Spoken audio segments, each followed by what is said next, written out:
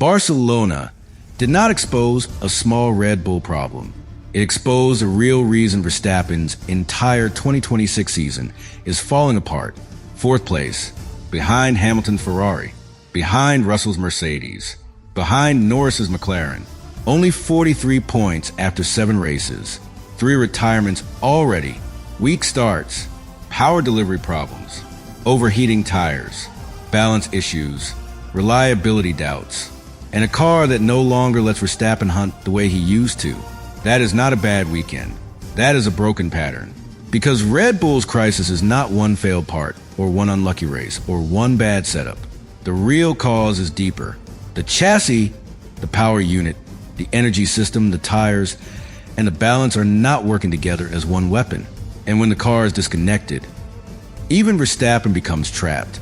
Barcelona proved Red Bull are not one quick fix away. They are fighting to rebuild the very thing that made them unbeatable. Verstappen's trust. Subscribe to the channel. Barcelona was supposed to be Red Bull's line in the sand. The point where the excuses stopped. The point where the promises started becoming visible. The point where Verstappen could climb out of the car and say, finally, this is moving in the right direction. But that did not happen. Instead, Barcelona made the entire Red Bull crisis feel real in a way no meeting, no interview, and no technical explanation ever could. Because fourth place does not sound catastrophic until you look at the names ahead. Hamilton won for Ferrari. Russell finished second for Mercedes. Norris finished third for McLaren. And Verstappen, the driver Red Bull built an empire around, finished behind all of them. That is the part that changes everything. This was not one rival finding a perfect weekend. This was 3 rival teams proving Red Bull are no longer the automatic reference point at the front of Formula One. Ferrari had the victory. Mercedes had the pace. McLaren had the podium consistency. Red Bull had Verstappen, but not the car to unleash him. And that is the real problem. For years, Red Bull's greatest weapon was not only speed. It was the way the entire car worked around Verstappen's instincts. The balance gave him confidence. The tires stayed alive.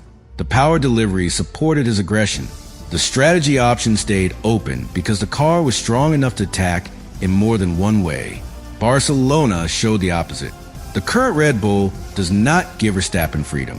It gives him conditions. He can push, but only so far. He can attack, but only when the tires allow it.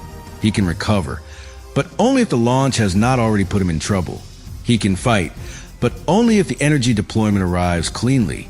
And when too many of those conditions are missing, the race becomes survival, not domination. That is why fourth place felt so dangerous. It was not a total collapse. It was something more revealing. It was a level of the car when everything did not completely fall apart. And for Red Bull, that is frightening. Because if a retirement happens, the team can point to failure. If a strategy mistake ruins a day, the team can point to the call. If contact destroys the race, the team can point to the incident. But when the car runs and still finishes behind Ferrari, Mercedes, and McLaren, the explanation becomes much harder. The problem is the package, not one moment. The package. That is the first real cause Barcelona exposed. The 2026 Red Bull is not working as one complete weapon.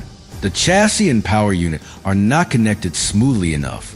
The energy system is not giving Verstappen enough confidence. The tires are overheating too easily.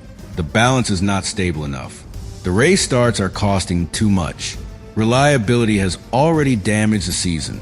Each issue hurts by itself. Together, they create a chain reaction. A weak start puts Verstappen in traffic. Traffic heats the tires.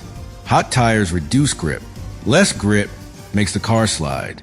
Sliding makes the balance worse. A worse balance forces Verstappen to manage. Managing costs lap time.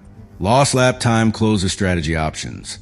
And once strategy options disappear, the leaders are gone.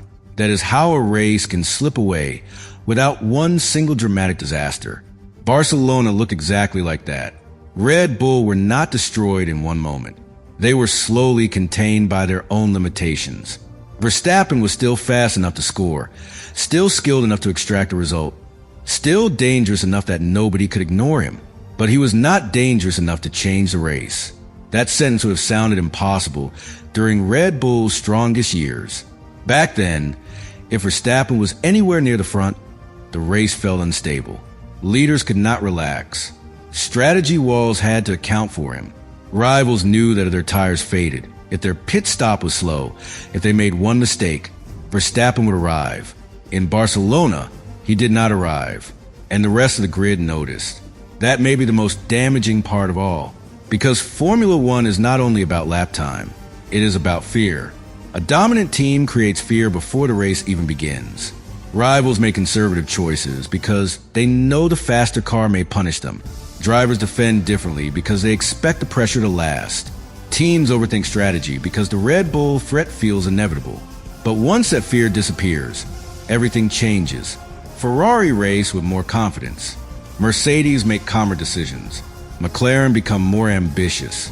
And Red Bull become the team reacting, instead of the team everyone reacts to. That is what Barcelona exposed. Not just a slower car, a loss of authority. And authority is hard to rebuild. The standings make it even harder for Red Bull to pretend this is temporary. Verstappen had only 43 points after 7 races. That is not a normal number for a driver of his level. Red Bull were sitting fourth in the Constructors' Championship with 69 points, behind Mercedes, Ferrari, and McLaren. Those numbers are not just statistics. They are pressure. Every point gap tells Verstappen recovery is getting harder. Every race without a breakthrough tells rivals they can believe more. Every weekend where the same issues return makes Red Bull's promises feel less powerful. That is why Barcelona was not simply another bad result. It was a credibility test. Red Bull had already suffered. Australia brought a power unit failure. China brought a cooling issue with the energy recovery system after Verstappen had recovered strongly. Monaco brought another retirement. And the team went into Barcelona with the expectation that a fix had been identified. That matters, because once a team says a fix is coming, the next race becomes more than a race. It becomes proof. Barcelona needed to prove the problem was being solved. Instead, it proved the problem was deeper. The car finished, but it did not fight for the win. It scored, but it did not scare the leaders. It gave Red Bull something to put on the board, but not something to believe in. And Verstappen does not race for polite progress. He races for winning tools. That is where the pressure on Red Bull leadership becomes enormous. Laurent Mekies had already admitted that the team were far off and missing performance. He also said Red Bull had not managed to give the drivers a car they could push with. That statement explains everything. A car driver cannot push is not just slow. It is mentally exhausting. Every lap becomes a question. Can I brake later here, or will the rear move? Can I attack this corner, or will the tires overheat? Can I launch hard, or will the power not arrive? Can I trust the deployment, or will I be vulnerable on the straight? That is not racing freely. That is driving while negotiating. And Verstappen is at his most destructive when he is not negotiating with the car. He is at his best when the car disappears beneath him, when every input becomes immediate. We can lean on the front, rotate the car, and attack corner exits with total belief. That is when Verstappen becomes frightening. That is when rivals feel hunted. Barcelona showed he does not have that feeling often enough. And if Verstappen does not have that feeling, Red Bull lose more than speed. They lose the Verstappen advantage, because his advantage is not only raw talent, it is a combination of talent and trust. When he trusts the car, he adds something that cannot be found in a simple lap time sheet. He makes impossible pressure feel normal. He turns small gaps into attacks. He makes strategy windows dangerous. He forces rivals to make mistakes. But the car has to meet him there. Right now it is not. That is why the 2026 hybrid rules are so important to this story. The electrical side of the power unit now plays a much bigger role than before. Energy has to be harvested, stored, cooled, and deployed with precision. The car has to deliver power smoothly, while also protecting tires and staying reliable. In simple terms, everything has to work together. And Red Bull's problem is that everything does not look connected yet. The power unit affects the launch. The launch affects track position. Track position affects tire temperature. Tire temperature affects balance. Balance affects confidence. Confidence affects how hard Verstappen can attack. This is one system. not separate boxes. And if a system is not harmonious, Verstappen feels it immediately. That is why his complaints across the season matter so much. When he says there is no power, that is not just frustration. It is a signal that one of the car's core weapons is missing at a critical moment. When he talks about deployment problems, it means the electrical power is not arriving the way he needs. When he says the car has no balance or high tire degradation, it means the platform is not letting him attack over a race distance. Those messages are not excuses.